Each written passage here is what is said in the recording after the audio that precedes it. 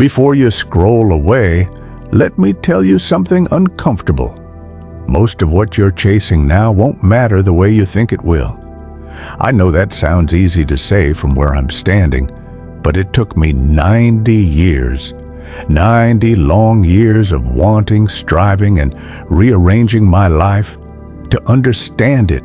I didn't come to this truth through wisdom. I came to it through exhaustion, through endings, through silence. And if you're still in the middle of becoming who you think you need to be, I want you to listen. Because the cost of misunderstanding this is far higher than you imagine. My name is Harold. I'm 90 years old. I've lived a life that, from the outside, looked respectable, predictable, safe. I followed the path that was laid out, the one that promised stability, approval, and a sense of arrival. I did what was expected, and I did it well. I married, worked hard, and built a home that looked complete to the world. Friends admired my choices. Family felt secure around me. And for decades, I believed I was doing what life demanded. But inside, there was a quiet tension I refused to name. I lived through decades where being sensible mattered more than being honest. Doing the right thing often meant ignoring the voice inside that whispered harder questions, the ones that didn't fit into anyone else's expectations. I witnessed wars on the radio, revolutions on television, and personal transformations that never made the news. I watched the world accelerate while my own body slowed. Every passing year made the rhythm of my life more predictable. But the longing I avoided continued, quietly gnawing.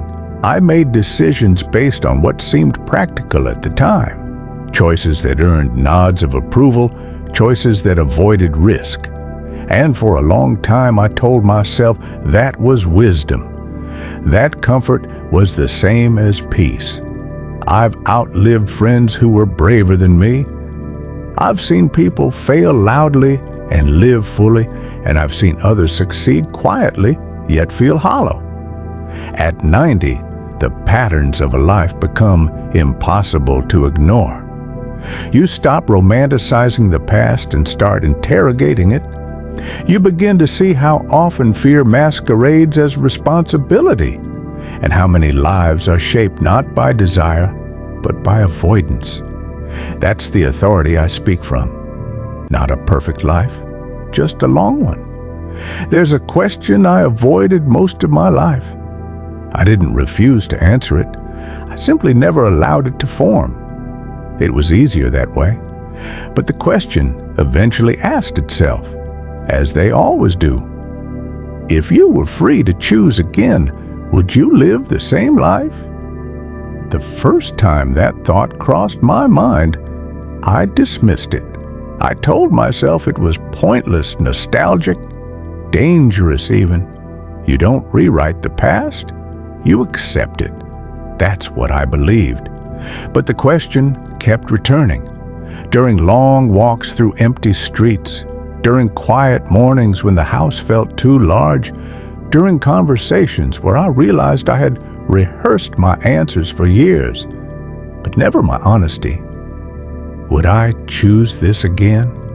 Not just the career, the house, the routine, not just the habits, compromises, and social masks, not just the small joys I traded for stability, but the deeper essence of what I wanted, the risks I avoided because they made me uncomfortable, the books I never wrote, the people I never reached out to, the life I never dared to design. I began to recognize how rarely I had asked myself what I actually wanted. How often I replaced that question with what made sense, what kept things steady, what avoided disappointment. That question unsettled me because it wasn't about regret. It was about recognition. And once you recognize something, you cannot unknow it. You can't walk away from awareness. You can't unsee the life you shaped out of fear. The very act of asking the question forced me to face the quiet truth I had evaded for decades. I need to be honest. I believed wanting more was a flaw. I believed longing was childish. I thought maturity meant narrowing your life until it fit neatly inside what you could manage, like a box of carefully packed belongings. So I learned to shrink my desires. I told myself certain dreams were unrealistic. I convinced myself that contentment meant silence, that fulfillment was measured by endurance rather than joy. I believed the life I wanted was irresponsible, and the life I chose was grown up. I mistook safety for fulfillment. I confused predictability with peace. I rewarded myself for persistence, for showing up, for maintaining appearances rather than for delight, wonder, or curiosity. I stayed in jobs because they were familiar. I said yes when I wanted to say no.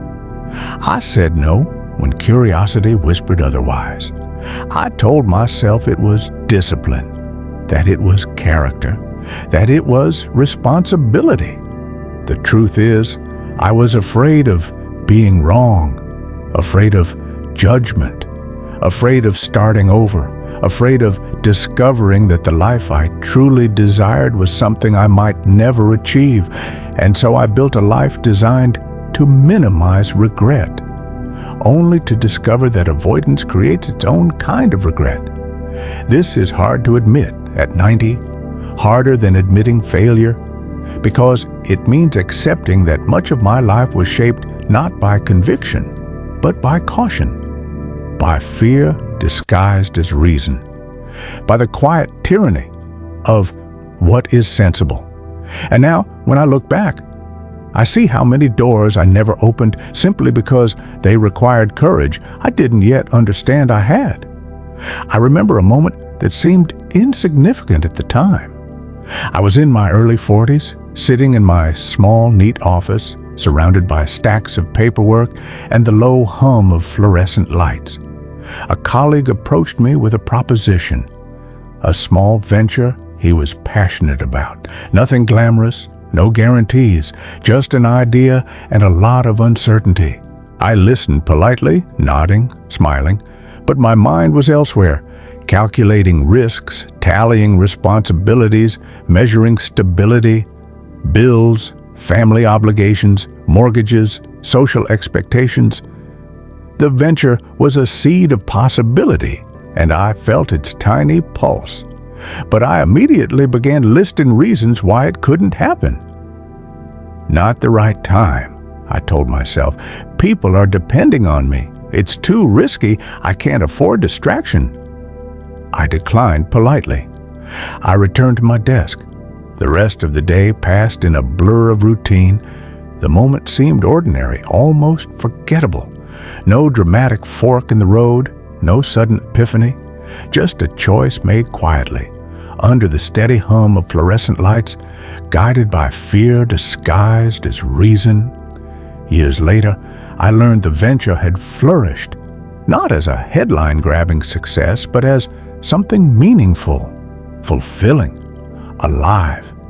The people who embraced it found a sense of ownership, excitement, and growth I had quietly dismissed, and I watched from a distance, aware of how easily fear had muted my curiosity and courage. At the time, I felt relief that I had stayed safe, relief that I hadn't messed up. Now, I recognize it as resignation. That quiet moment shaped much of what followed. The ordinary, everyday choices, those small approvals to stay comfortable, built the architecture of a life designed to minimize risk, but also, inadvertently, to minimize vitality. It was a lesson I wouldn't fully understand until decades later, when reflection became unavoidable, and the cost of avoidance became clear. There was a woman I knew named Eleanor. She lived simply, without much fanfare, but she had a presence that made the ordinary feel alive. Eleanor changed careers twice in her life, both times later than most people would have dared. People called her unpredictable, even reckless. She smiled at that. Eleanor didn't accumulate wealth or accolades. She didn't chase status or approval.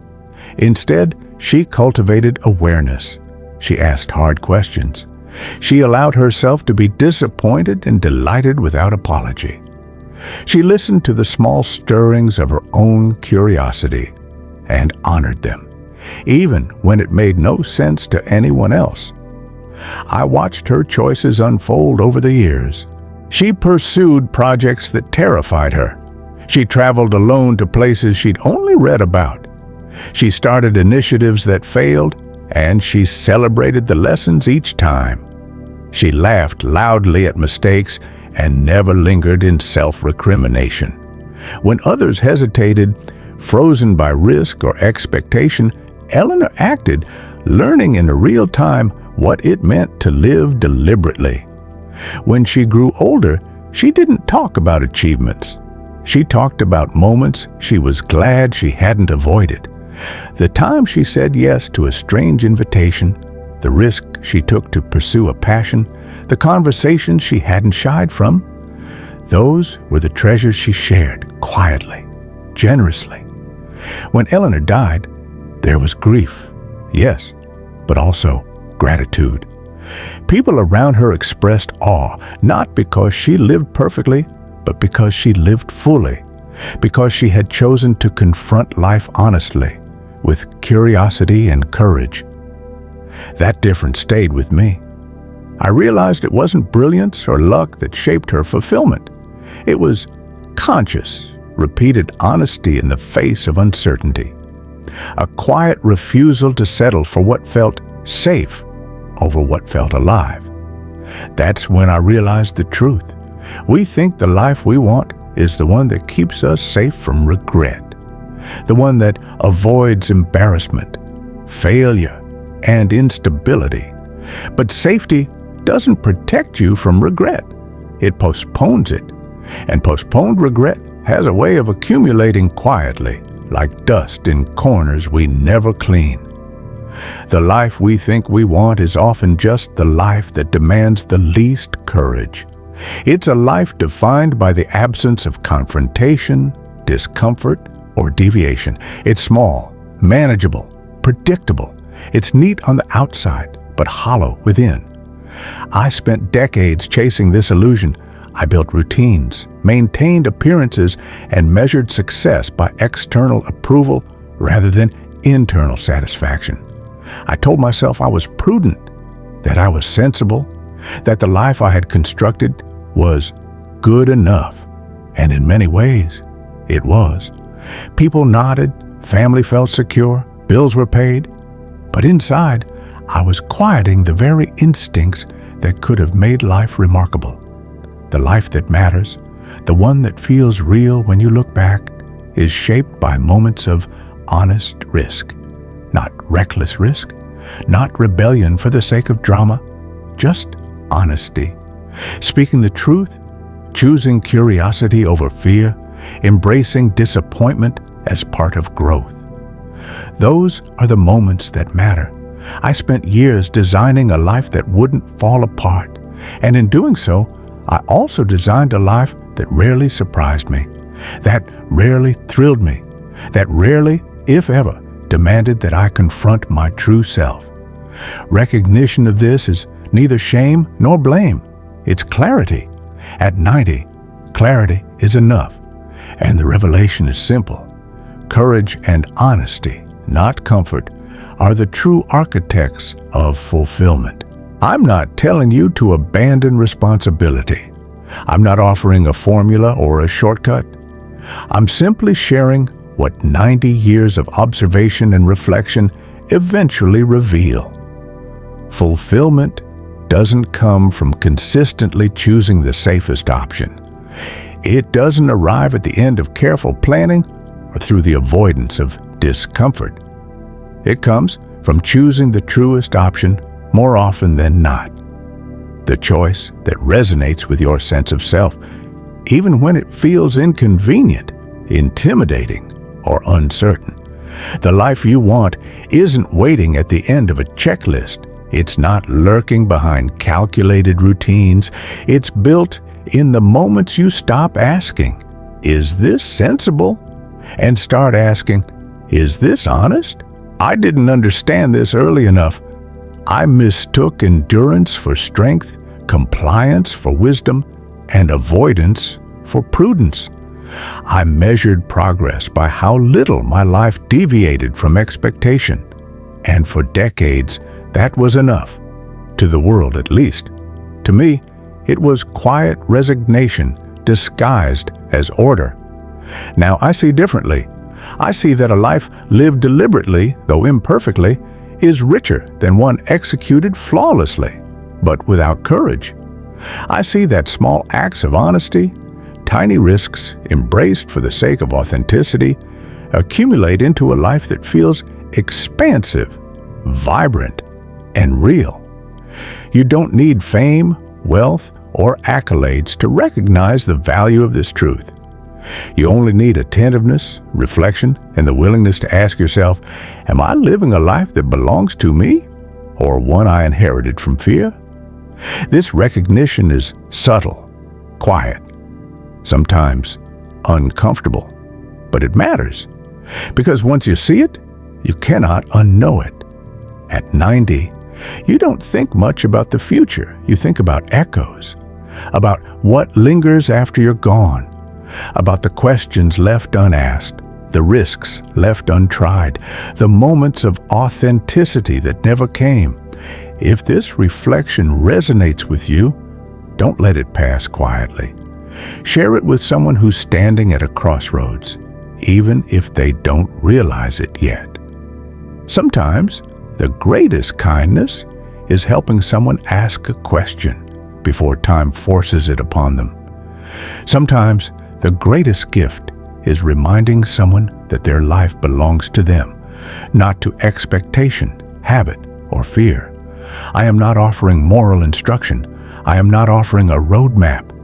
I am simply sharing what 90 years reveal when reflection becomes inevitable.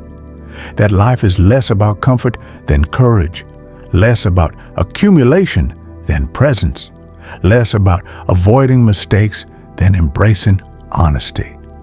Consider the ordinary moments that feel weighted with possibility. Consider the risks that excite and terrify in equal measure. Consider the questions you never ask because they feel inconvenient. Those are the moments that shape a life worth remembering.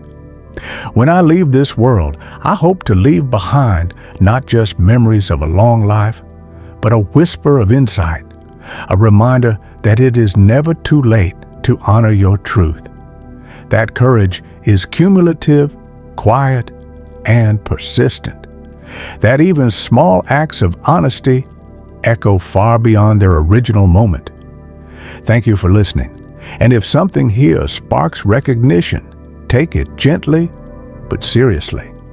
Life waits for no one, but awareness, honesty, and courage can make it count.